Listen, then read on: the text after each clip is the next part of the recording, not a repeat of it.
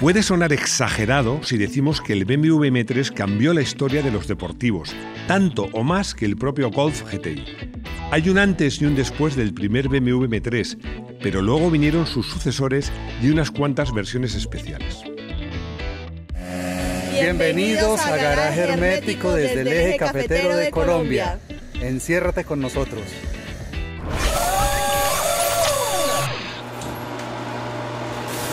He querido que este vídeo lo abran Paolo y su mujer, seguidores y garajistas desde hace mucho.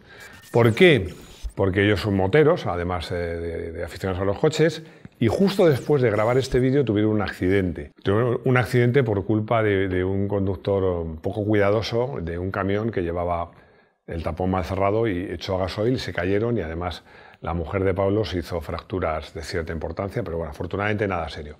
Así que pues quería dedicaros este vídeo, espero que tu mujer esté fenomenal, que ya esté recuperada y va por vosotros. Además te digo un vídeo bien chulo porque vamos a hablar sobre un coche que es místico y mítico, el BMW M3. Este coche le tengo especial cariño por muchos motivos, como os he dicho, bueno, aparte que va de lujo, es precioso, pero es que además para mí es un coche que cambió el concepto de lo que era un automóvil deportivo.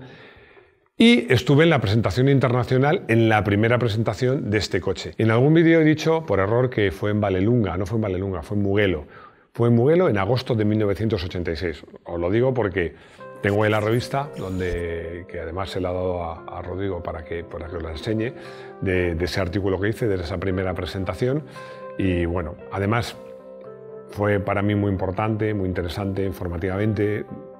Pero es que además el M3 coincidió, la presentación del M3, con que la empresa BMW Motorsport se, entre comillas, independizara. Por supuesto depende de BMW, pero se hizo como una empresa aparte. Eso ya suponía una declaración de principios de que la serie M de BMW iba muy en serio. Antes de ir a esta presentación, que se habían filtrado algunos datos del coche, a algunos colegas le pareció un paso atrás, teniendo en cuenta que ya había modelos de la serie 3 con motor de 6 cilindros, cilindradas cercanas a los 3 litros y que daban cerca de 200 caballos. Y como sabéis, el BMW, el M3 primero, era un simple entre comillas, 4 cilindros de 2,3 litros.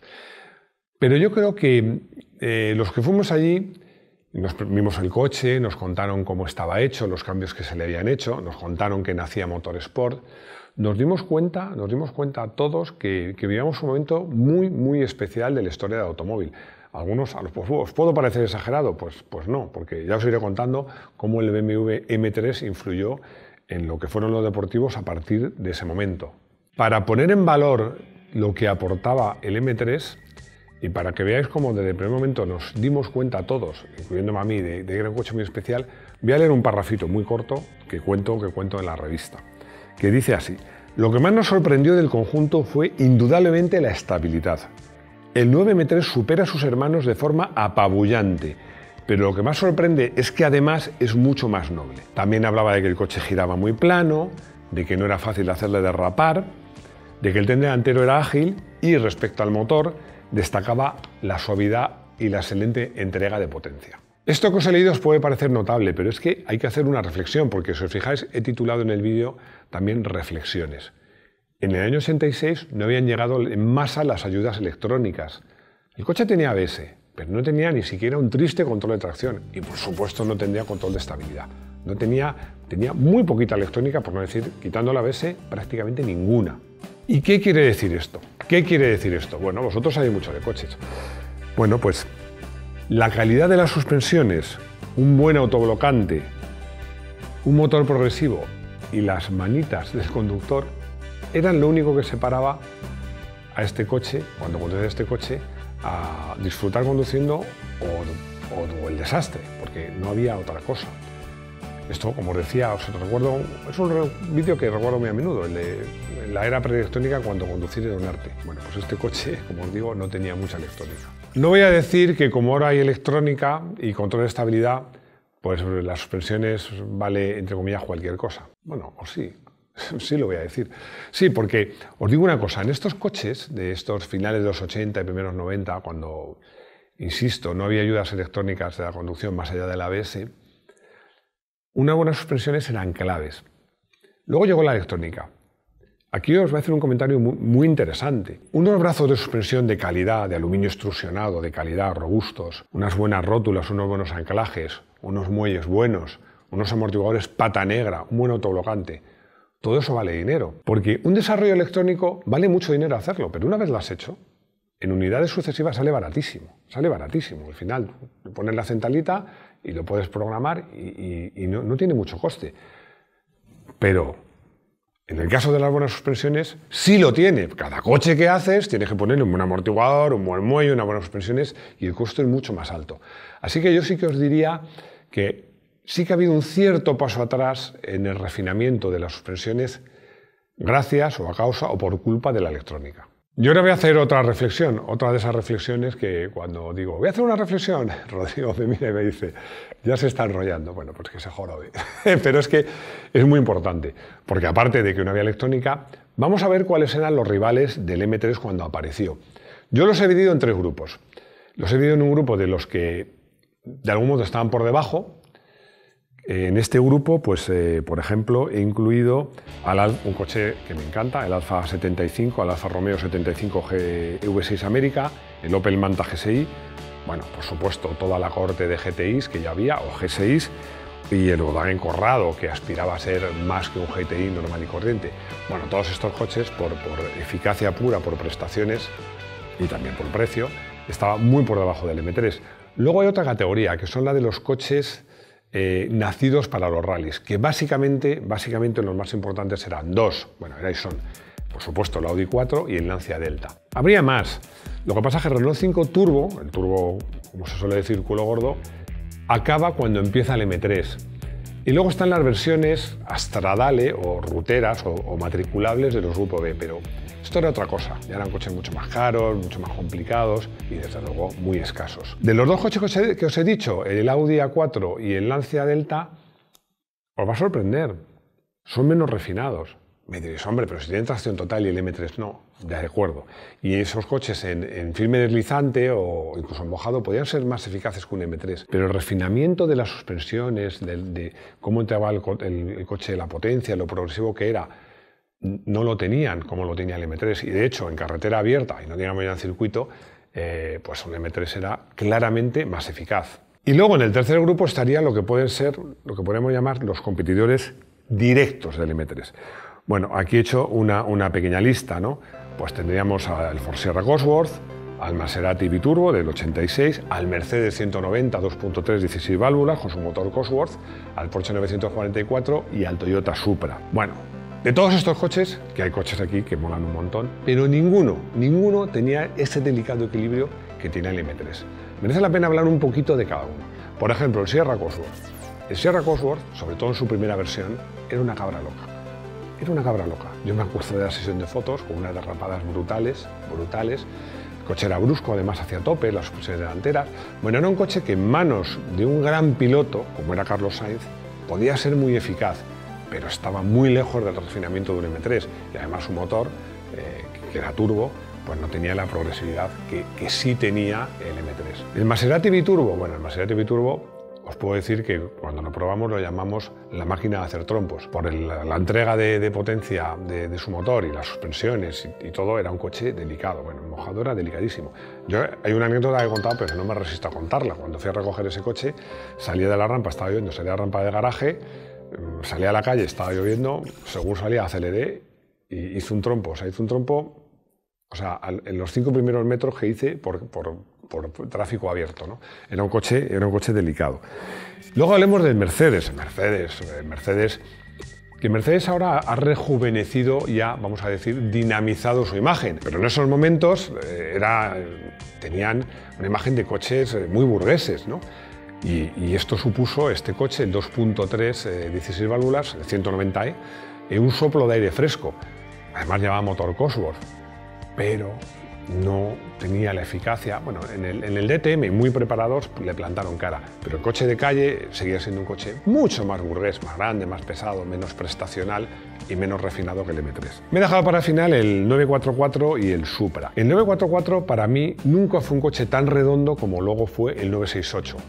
Bueno, iba bien, era un buen coche, pero desde luego no tenía la progresividad ni la facilidad de conducción que tenía el M3.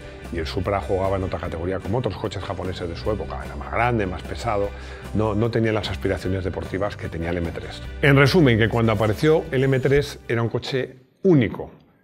No había otro coche igual. No había otro coche que tuviera un equilibrio entre refinamiento, eficacia, disfrute e incluso diría facilidad de conducción que tenía el primer M3.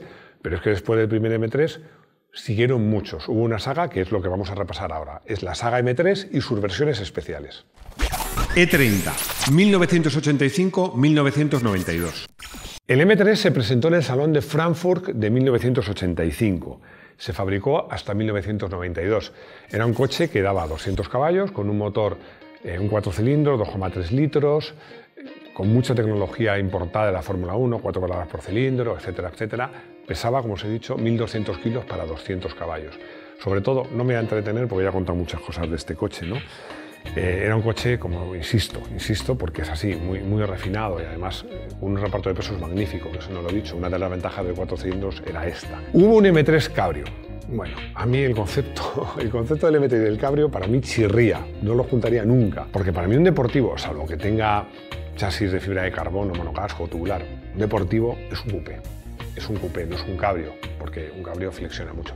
Otra vez os invito a ver el vídeo de por qué los cabrios sí pesan más o menos, un vídeo que considero muy interesante.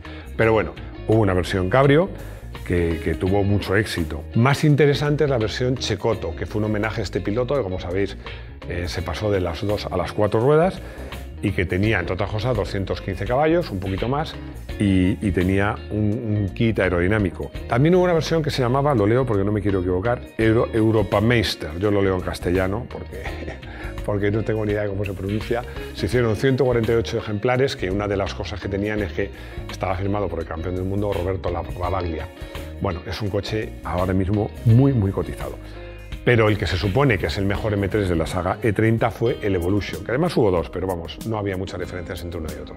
Este coche ya llevaba un motor de 2,3, de 2,5 litros, daba 238 caballos y muchas mejoras, entre ellas un kit aerodinámico, tenía escape de titanio, se le había aligerado el coche en general.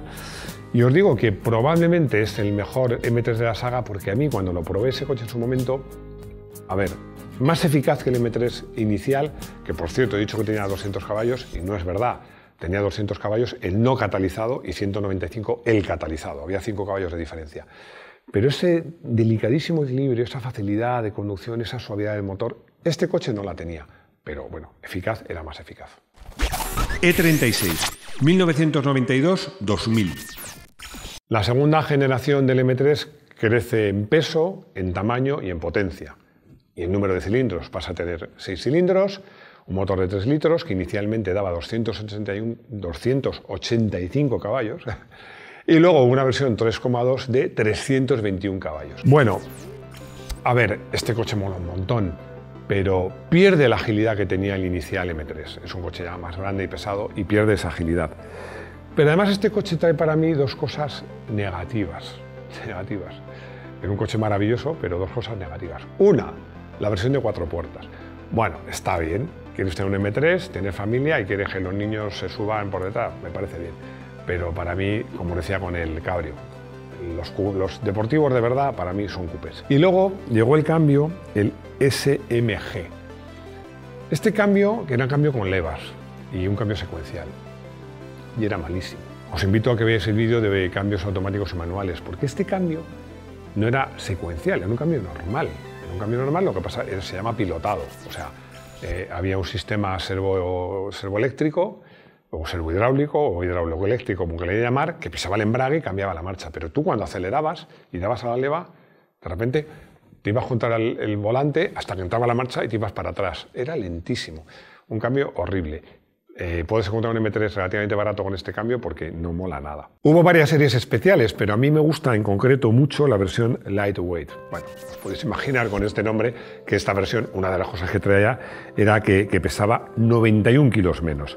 Además, solo lo hubo en color blanco con una bandera de los colores M3 pintada en el capó.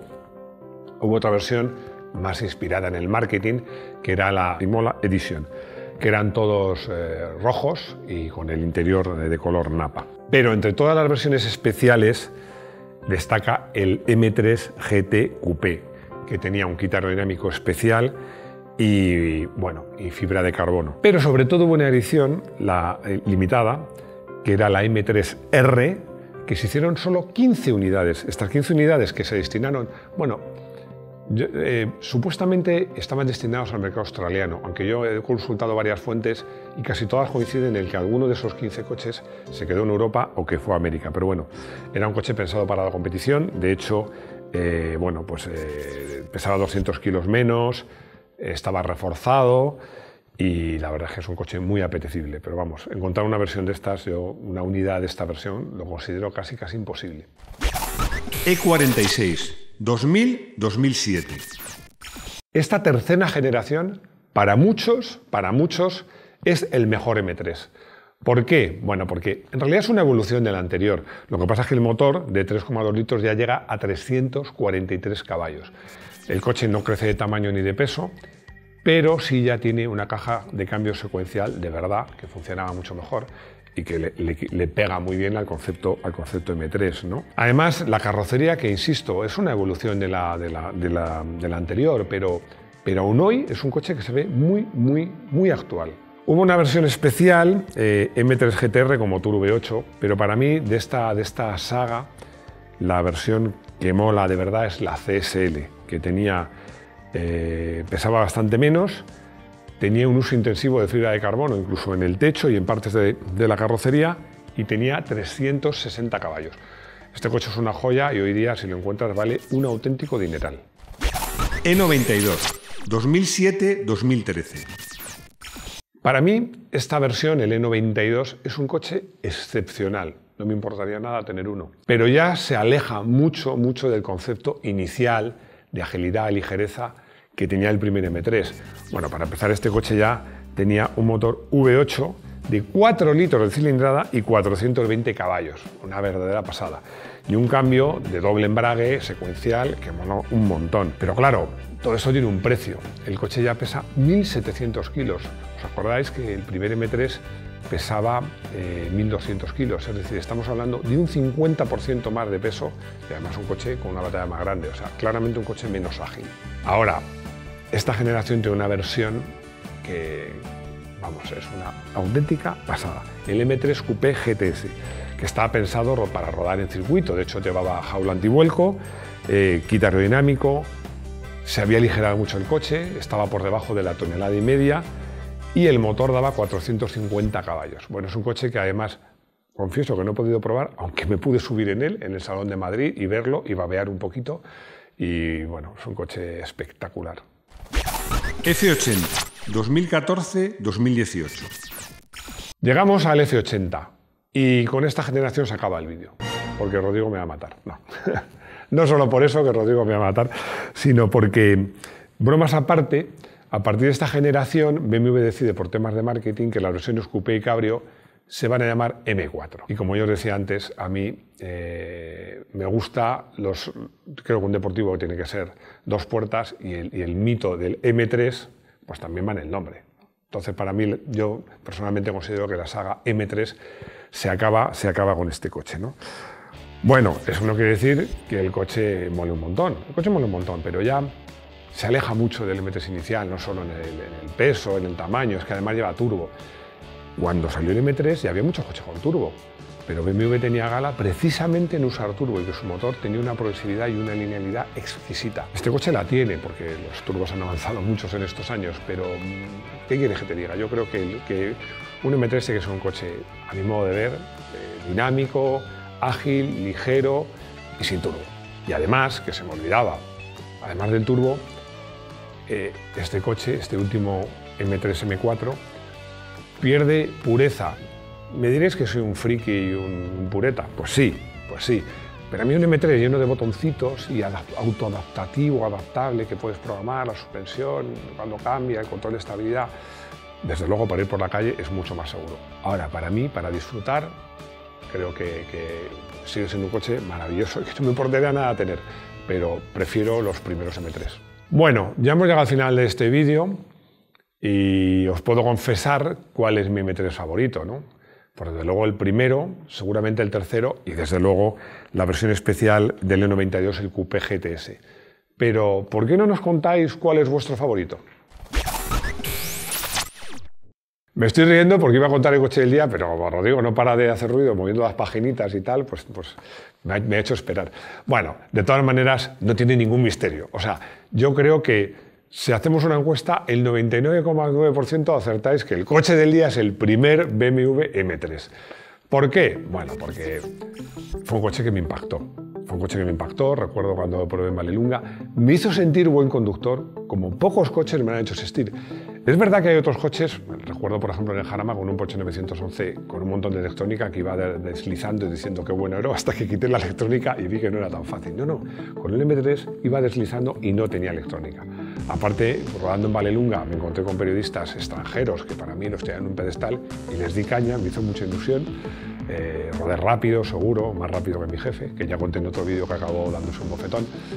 A mí el coche me impresionó mucho más de lo que deja entrever la prueba, porque una de las peleas que tuve con mi director, que me cambió incluso el título, es que yo hubiera sido aún más entusiasta, pero bueno, yo creo que hubiera acertado haciendo ese reportaje más entusiasta, visto el paso del tiempo, pero es lo que había. Donde hay patrón no manda marinero. Llegamos a nuestro consultorio y desde Galicia, Silvestre, sin más, me pregunta que cuál es mi marca favorita. Porque dice, es que a veces en unos vídeos me parece que es una y a veces en otros vídeos me parece que es otra. Pues me das una alegría, Porque yo como periodista tengo que ser imparcial y no tengo que tener marcas favoritas, pero las tengo, porque también tengo mi corazoncito y soy aficionado. Pero ya os he dicho muchas veces, yo más que marquista soy modelista. Por eso puedo hablar, yo qué sé, de un Renault 5 GT Turbo y entusiasmarme, o de un M3, o de un Lancia Delta Integrale, o de un Honda NSX, o un MX5, e entusiasmarme. Y no quiere decir que sea renaultista, BMWista, alfista, no, que me gustan los coches que molan. Damián desde México me hace una pregunta que denota que los garajistas sabéis mucho de coches. Y veis las cosas desde otro punto de vista. Es muy interesante, porque me dice, ¿tú no crees que el M3 ha hecho desmerecer en la historia, en la imagen, incluso en la cotización como coche clásico, a otros Serie 3 muy buenos? Damián, absolutamente. Mira, me encantan los M3, todos, unos más y otros menos, pero también te digo una cosa, creo que como usados, todos están sobrevalorados. Se pagan disparates, auténticos disparates. Es verdad que no es un coche barato, nunca lo ha sido, pero es que se pagan disparates. Y el ejemplo de lo que dices es que yo tengo un BMW Serie 3 E36, no un M3, tengo un 328i. No es un M3, pero ya te aseguro que cuando le pongo unas suspensiones medio decentes, unos frenos un poquito más grandes y tal, voy a tener un coche muy próximo a lo que era un M3. Y desde luego mucho más barato. Pero es que ya de serie, bueno, con la carrocería de 30, el BMW 318 y ese, un simple 1800, bueno, es un cochazo, es ágil, es divertido, es una gozada. Damián, tienes toda la razón. Bueno, ya llegamos al final de este vídeo. De vez en cuando nos gusta hacer un vídeo para hablar de coches bonitos, divertidos, que molan, y este era el caso. Y bueno, pues si os ha gustado, ya sabéis, si os ha gustado, lo más importante para mí son vuestros comentarios, porque aprendo mucho, porque me dais ideas y porque me decís qué tipo de vídeos os gustan más. Dadnos un like, la campanita, tenemos redes sociales y como os digo siempre, para mí lo más importante, para otros no, pero para mí lo más importante es veros de nuevo en este canal, en Garaje Hermético. Hasta pronto.